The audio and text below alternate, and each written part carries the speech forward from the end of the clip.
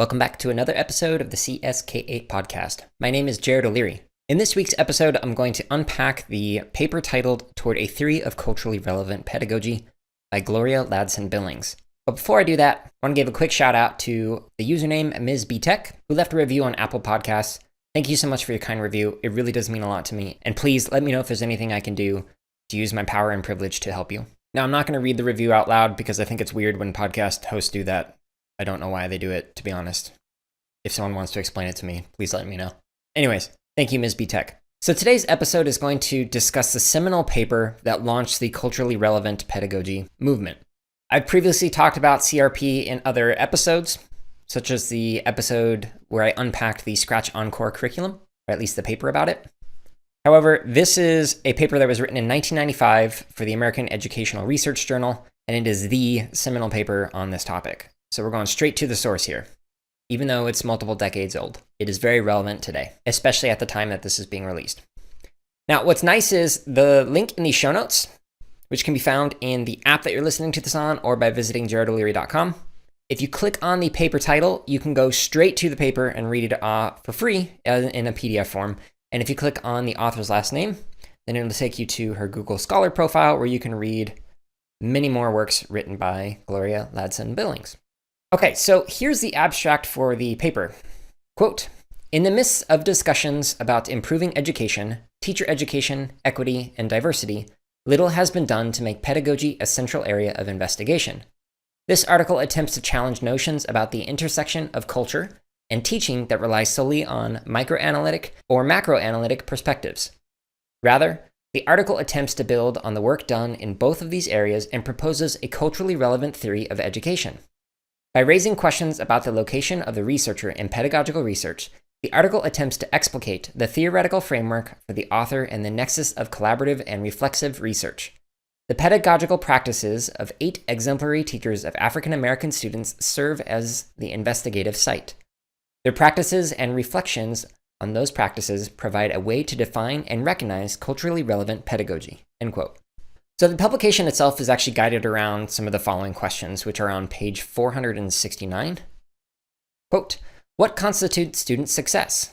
How can academic success and cultural success complement each other in settings where student alienation and hostility characterize the school experience? How can pedagogy promote the kind of student success that engages larger social structural issues in a critical way? How do researchers recognize that pedagogy in action? And what are the implications for teacher preparation generated by this pedagogy?" End quote. So if I were to summarize this paper into a single sentence, I'd say that this paper outlines the origins of culturally relevant pedagogy. It provides examples of what culturally relevant pedagogy looks like in practice, and it unpacks culturally relevant pedagogy in relation to self and other, social relations, and knowledge in the classroom. Now, you may have gathered this from hearing the abstract, that this is written for teacher educators, so academics, scholars. If you're not used to reading academic discourse on pedagogical theories, perhaps listen to this episode and watch the webinar linked in the show notes where Ladson-Billings discusses CRP in relation to schooling in the times of COVID. And then after you've kind of gone through those two things, I highly recommend coming back to this paper and reading the paper itself, because there's a lot of great content in there that I really think all educators should take some time to read through. Okay, so this paper begins with a short description of different approaches at that time, again, 1995. Such as culturally appropriate, culturally congruent, and culturally compatible teaching. Some of the example studies incorporated like Hawaiian and Native American cultures within their respective communities, and it resulted in an increase in standardized tests and general academic performance. Here's a quote from page 467. Quote, "By observing the students in their home community environment, teachers were able to include aspects of students' cultural environment in the organization and instruction of the classroom." End quote. So in times of COVID, we might think about how might we use our ability to see a little bit more about a kid's home life to learn more about them as individuals and the cultures that they are a part of. Now, that being said, the author mentions that culturally appropriate, culturally congruent, and culturally compatible teaching, quote, "have several common features. Each locates the source of student failure and subsequent achievement within the nexus of speech and language interaction patterns of the teacher and the students. Each suggests the student's success, quote, is represented in achievement within the current social structures extant in schools."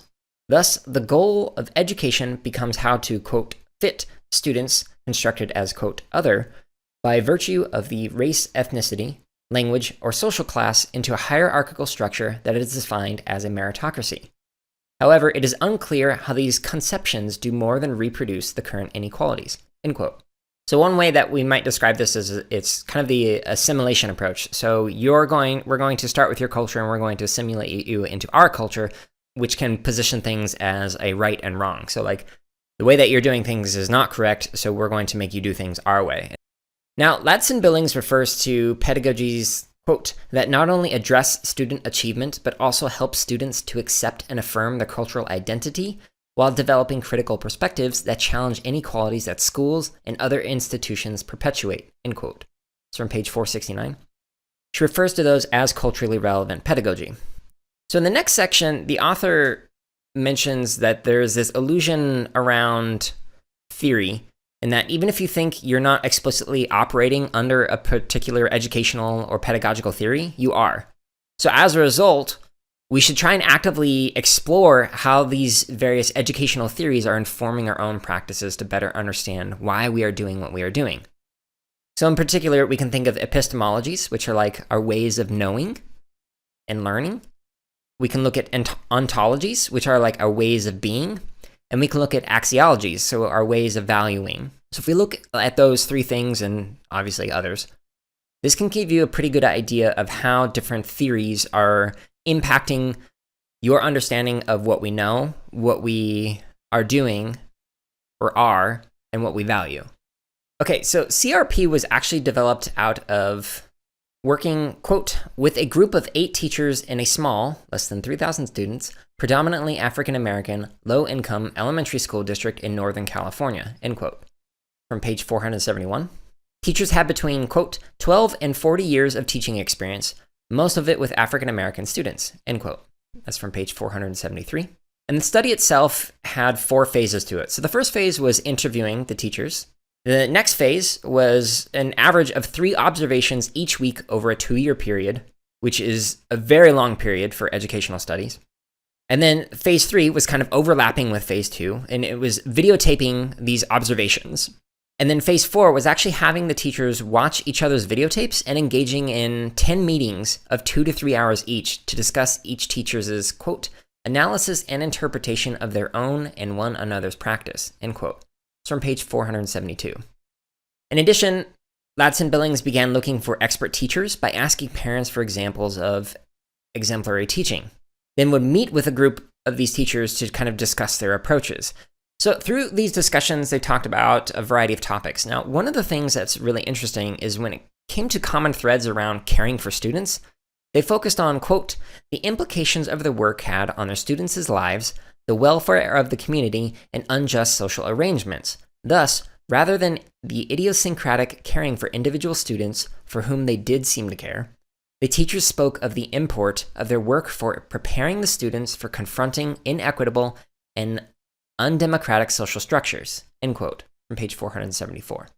So in other words, teachers were really focused on helping kids and situating their learning within the health and welfare of the community, while also discussing unjust social arrangements, which we'll talk about later in this episode.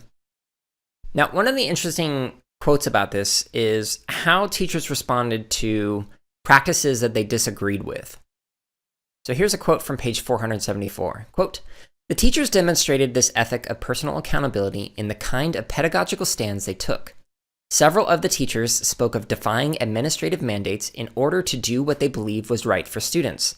Others gave examples of proactive actions they took to engage in pedagogical practices more consistent with their beliefs and values.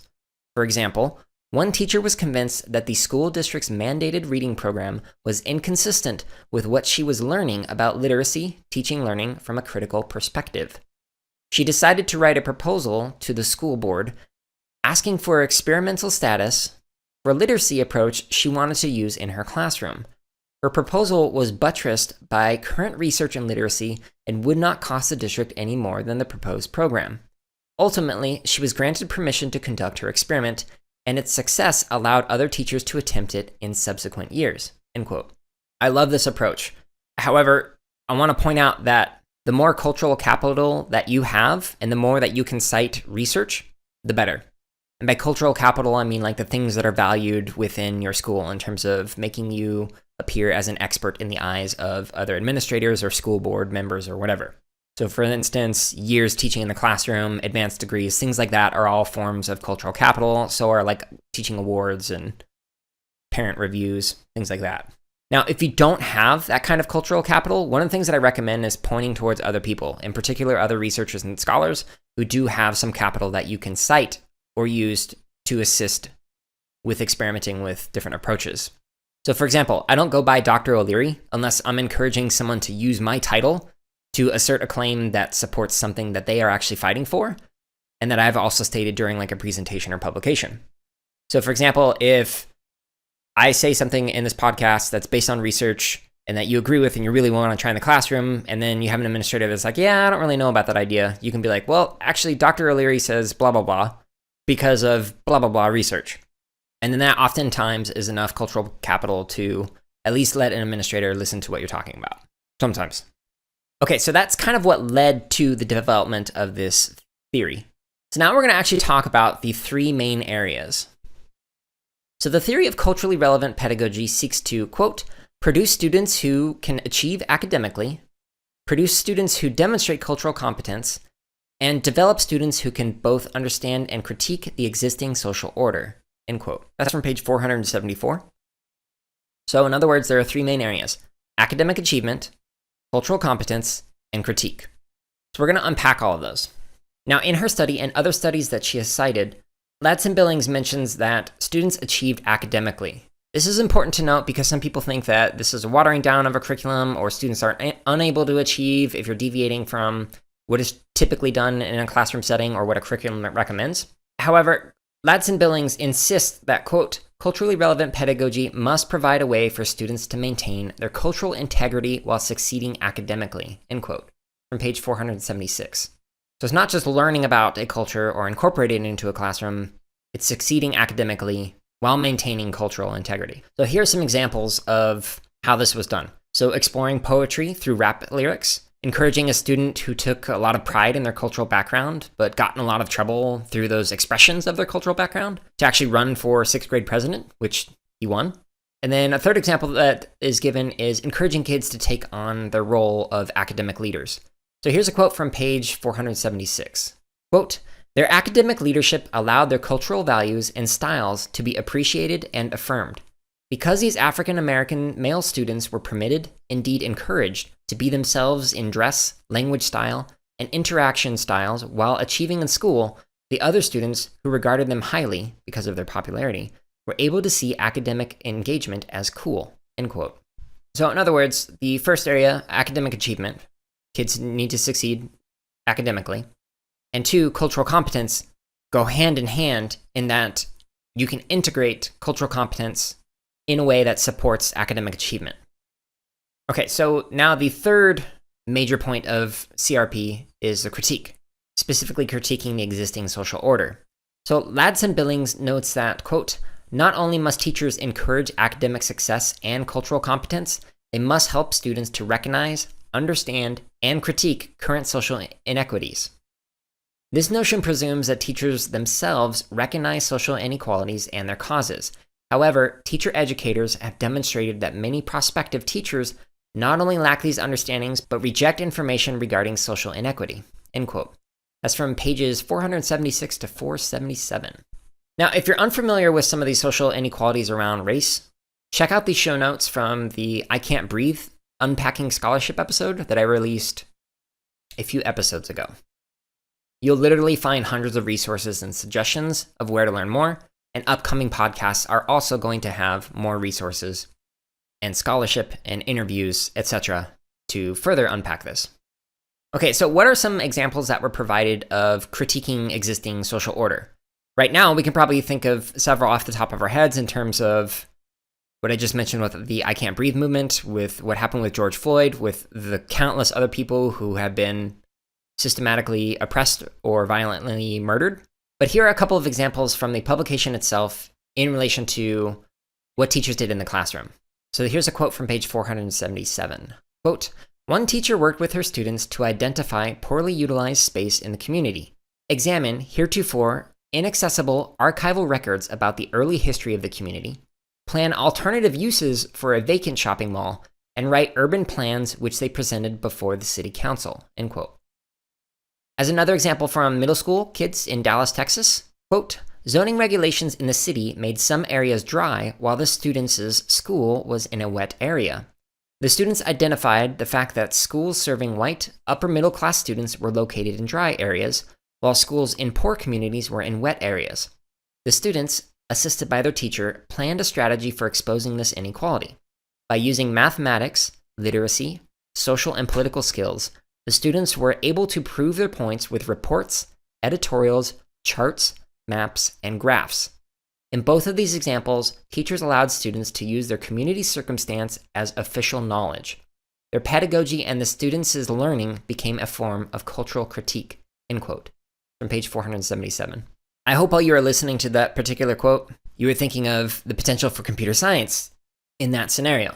For example, as data analysis or data representation, very easily able to integrate computer science into a project like that and connect it with other subject areas. Okay, so quick summary. So we have academic achievement, cultural competence, and critique of existing social orders. Those are the three main pillars, if you will, of culturally relevant pedagogy. And we kind of talked about some examples of them. Now, all three of those things have been discussed in previous episodes in terms of we want kids to be successful academically and in life. We want kids to be able to bring their own interests or cultures into what they do. And then we've had some guests who have talked about different critiques. Some of the upcoming interviews that are going to be released will dive into that a little bit more, the third pillar, critiques of existing social orders. So stay tuned for more episodes related to that. Okay, so now we're going to talk about some of the pedagogies that were used. And these pedagogies were around three broad propositions.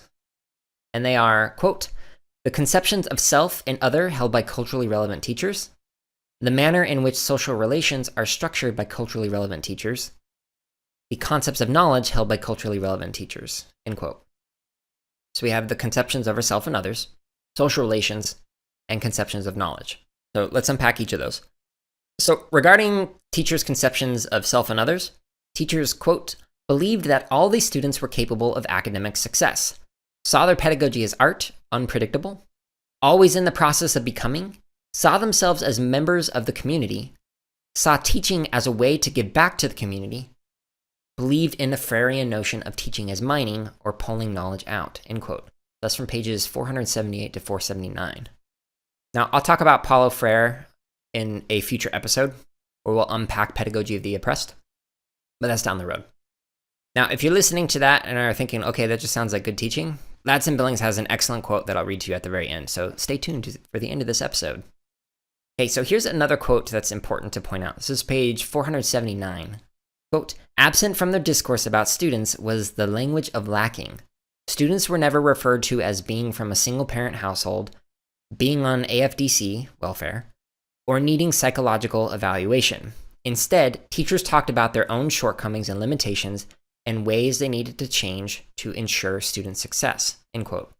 I love that quote, especially that last sentence about being open with your own shortcomings and limitations as an educator and explaining how you're continuing to learn and grow to try and help the kids that you're working with. Many of the guests have reiterated similar notions. Off the top of my head, in particular, the interview with Katie Henry and the interview with Bob Irving, we talk about stuff like this. Here's another important quote related to conceptions of self and others that's also from page 479. Quote, the teachers made conscious decisions to be a part of the community from which their students come. 3 of the 8 teachers in this study live in the school community. The others made deliberate efforts to come to this community for goods, services, and leisure activities, demonstrating their belief in the community as an important and worthwhile place in both their lives and the lives of their students, end quote. This is very important. It's important because it helps with preventing teachers from seeming like an other, as an outsider. If there are ways that you can connect with your community members in the schools that you're working with, if you live close enough to do that or within the community, there's some great suggestions in here in terms of thinking through how you can be known and just know and learn from the communities in which you work with. Okay, so let's talk about the second broad proposition, which has to do with social relations. So teachers, quote, maintain fluid student-teacher relationships, demonstrate a connectedness with all of the students, develop a community of learners, encourage students to learn collaboratively, and be responsible for another, end quote. So an example of this that's pointed out by Ladson-Billings is that kids had the opportunity to teach and learn from each other. This was encouraged by the teachers. In fact, it was encouraged by all of the teachers. So Ladson-Billings in particular on page 480 mentions, quote, all of the students were made aware that they were expected to excel at something and that the teacher would call on them to share that expertise with classmates. The culturally relevant teachers encourage community of learners rather than competitive individual achievement. By demanding a higher level of academic success for the entire class, individual success did not suffer. However, rather than lifting up individuals, and perhaps contributing to feelings of peer alienation, the teachers made it clear that they were working with smart classes. For many of the students, this identification with academic success was a new experience, end quote. I love this quote, but based on more research related to like fixed and growth mindsets, rather than saying that a class is smart, which would be more along the fixed mindset for those of you who have read Carol Dweck's stuff, I would argue that we should instead say that the classes are putting in a lot of effort toward their own learning, rather than saying that they're smart. And perhaps I'll do an episode that kind of unpacks Carol Dweck's notion of fixed versus growth mindset, if that's not familiar with this audience. Although it's kind of become buzzwords, so likely you are. So here's an example from page 481 that kind of contextualizes things. Quote, one teacher used a buddy system where each student was paired with another. The buddies checked each other's homework and class assignments. Buddies quizzed each other for tests, and if one buddy was absent, it was the responsibility of the other to call CY and to help with makeup work. The teachers used this ethos of reciprocity and mutuality to insist that one person's success was the success of all, and one person's failure was the failure of all. These feelings were exemplified by the teacher who insisted, quote, we're a family. We have to care for one another as if one's survival depended on it. Actually, it does, end quote. On page 481. So I don't know about you, but when I first read that quote, I thought it was very similar to paired programming, but it dives deeper into the accountability over one, long term, and two, both accountability inside and outside the classroom. So if a kid is absent, then having their partner work with them, reach out to them, figure out how they can help them outside of school, which I think is really neat. Okay, so those are some of the examples and suggestions for the second broad proposition regarding social relations. So now the last one, which is regarding conceptions of knowledge. So teachers believed that, quote, knowledge is not static. It is shared, recycled, and constructed. Knowledge must be viewed critically. Teachers must be passionate about knowledge and learning. Teachers must scaffold or build bridges to facilitate learning. Assessment must be multifaceted, incorporating multiple forms of excellence, end quote, from page 41. I would highly recommend listening to that again, because that's some excellent advice. All right, so here's some examples. So one example is that a teacher had students identify their areas of expertise early in the year.